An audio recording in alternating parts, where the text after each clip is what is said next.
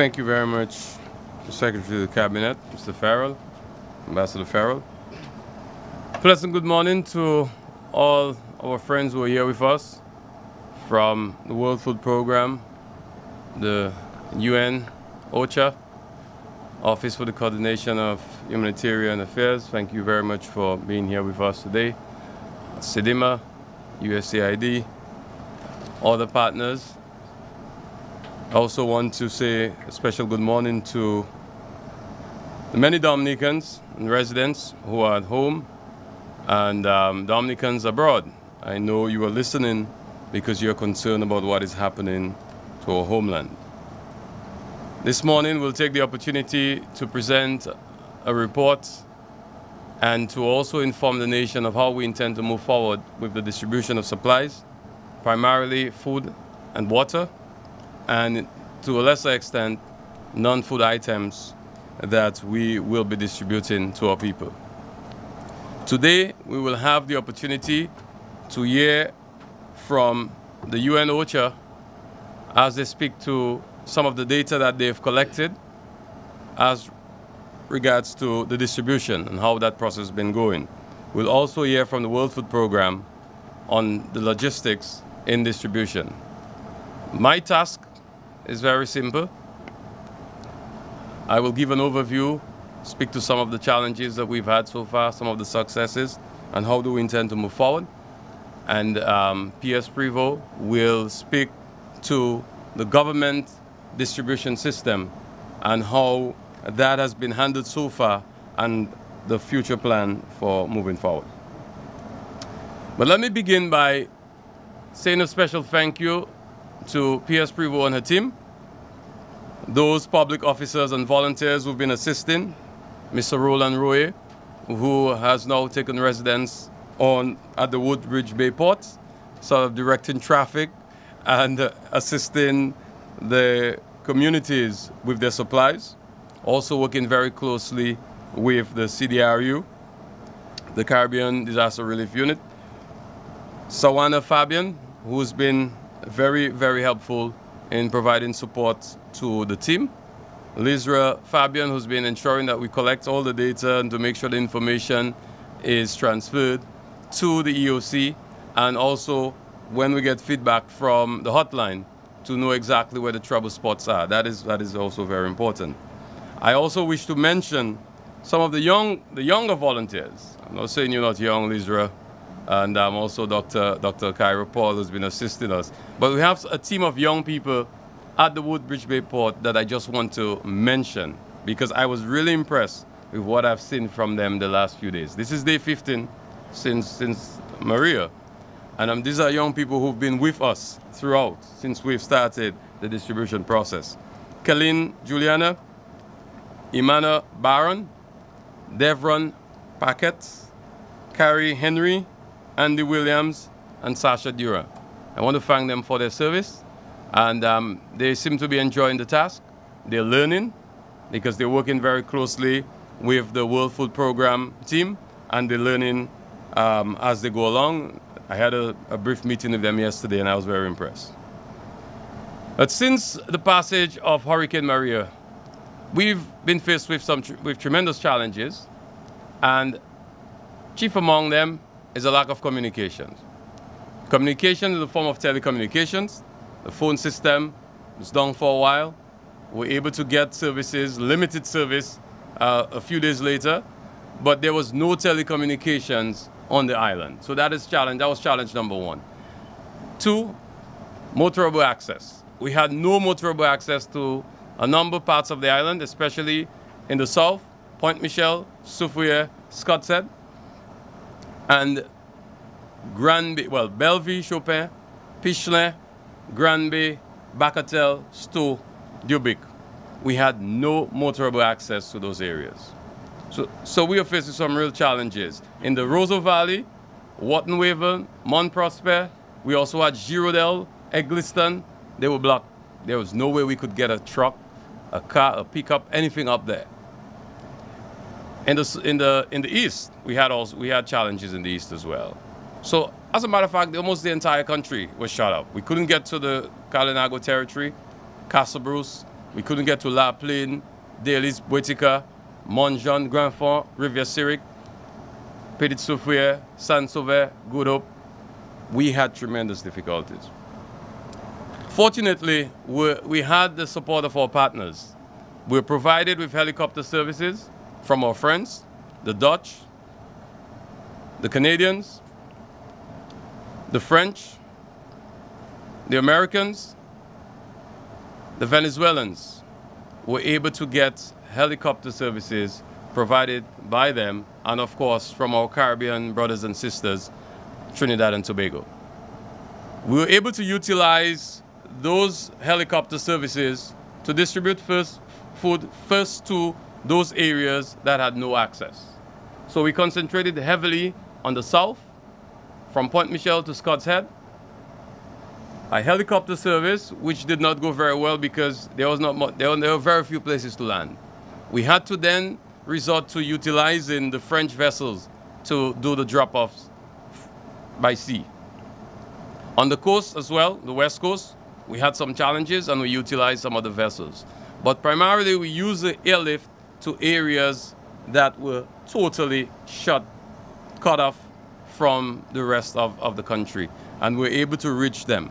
You will see some of that later by a presentation to be made by some of the members who will be presenting today. So those challenges as well, added to them, when we started getting vehicular access, we didn't have trucks. There were very few trucks available, and therefore the pressure of trying to distribute to all of Dominica was a tremendous challenge for us, trying to reach those places when we got motorable access. We also had a challenge, some of the key individuals to assist. They themselves were so severely affected that it was difficult for them to perform the roles that were assigned to them prior to the passage of Hurricane Maria. So these were some of the challenges. What we had to resort to, and even the Secretary of the Cabinet, with instructions from the Prime Minister, had to reassign some of the permanent secretaries because some of them were they were cut off. They could not report to work. Senior officers, we had to reassign people to do the task based on the availability of personnel. And I am thankful to those who made themselves available. As soon as they were able to report to work, they started reporting to work, and some of them have been doing this up to today. So we want to thank them. But we've had several successes, and I'm happy with the responses that we've been getting from the communities. We also have had a challenge in terms of the amount of food we could get to the communities at one time. Because I want to say one more thing in terms of sourcing supplies. We had to utilize local supplies primarily to distribute to our people. We had to purchase food from the supermarkets. We had to purchase as much as possible, and we still continue to purchase today foods from the supermarkets to distribute.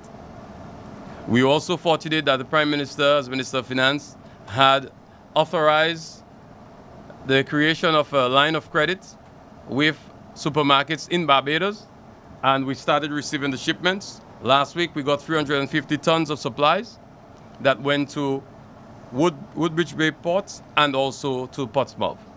We have distributed them accordingly in the north and the rest of the island. We've also received supplies from some of our partners at the Douglas Charles Airport, and those supplies were designated to provide from Calibishi to Marigot. We have, fortunately, and now as the days going by and things are getting better in terms of access, there's a greater sense of, I don't want to call it normalcy at this time, but there seems to be more access in telecommunications, vehicle access. Some vehicles that were locked out are now coming out. We are being able to reach more people, but initially it was a real challenge distributing the supplies, and I want people to understand that. So when you get a little sardine, some rice, and some biscuits, it's because we're trying to reach everyone. Everyone. And that is where the support of the WFP was critical. They had to assist us in being able to package food so that we could get a 2 to 3 day supply for everyone in Dominica based on the foods that we had available. So that you will hear a little more about. But moving forward, we are more hopeful. We have been able to provide as much as possible to the communities, especially where we have the more vulnerable. We have been able to reach them. We have worked very closely with our partners, and I'm grateful for the support of the USAID in distributing plastic shittings, tarpaulins, and they have been responsible for that distribution themselves. They covered the Northeast. They went as far as providing support to families to actually place the tarpaulins on their houses, to get people out of the shelters. So that we're very happy for that support. The UK worked closely with the Red Cross and distributed all the tarpaulins that they had in stock. They also worked with some of our partners to do deliveries by helicopter, and they were able to touch a number of communities. We have our own request for tarpaulins. Unfortunately, the government itself has not had tarpaulins to distribute. And I think the challenge with the tarpaulins, because almost all of us lost our roofs. You know, every time it rained, I had to still walk in a little water. It's only the other day, somebody gave me a little, as we would say in Central, a little as is you, I get a little help. So I was able to cover a piece, and now I can feel a little more comfortable. But I had my own challenges as well. But we know that it is in demand. So here's what we decided with our partners. Why don't we go to the shelters and provide tarpaulins to the people in the shelters first, so that they can get out of the shelters, so that our schools can now be available, so we can start talking about when schools are going to reopen. Obviously, if somebody is in a shelter, things are really bad. They have no downstairs to go to. They have no liquor path that was not, uncovered, and therefore we use that system of distribution. Well, we agreed on that system of distribution with our partners so that they could utilize the Red Cross and other agencies to distribute throughout the country. So I'm happy that we've seen some progress in that regard.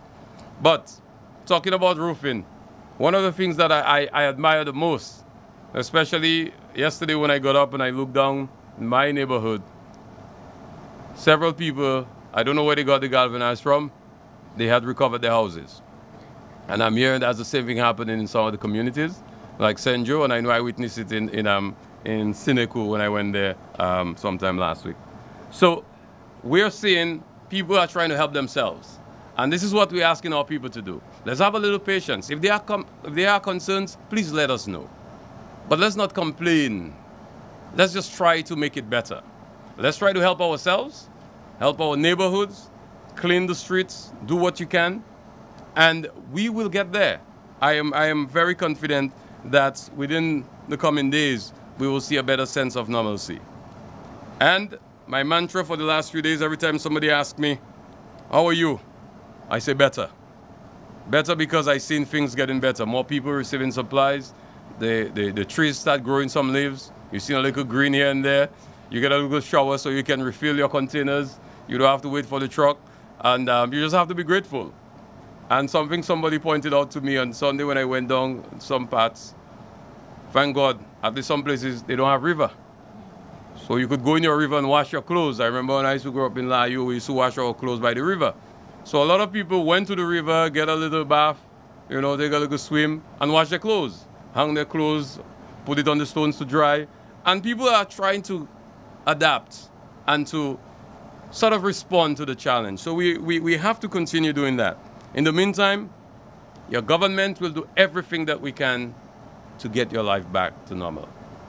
You heard the Prime Minister. The commitment is there. The support is there.